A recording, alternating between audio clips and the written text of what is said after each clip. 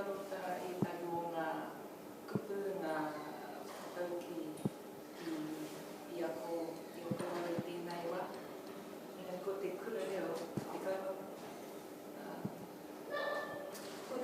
Ko te kura reo, te hui a kaimanawa, ko ngā kīrehu, kīwaha, nei ngā tokorua, te rā, te wara.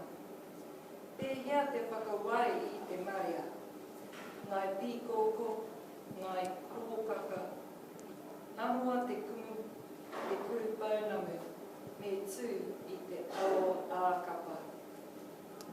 Kawa e mataku, ahakoa ngā ika a whiro, ko te reo ōkawa, ōpaki, auaha, a kaupapa e.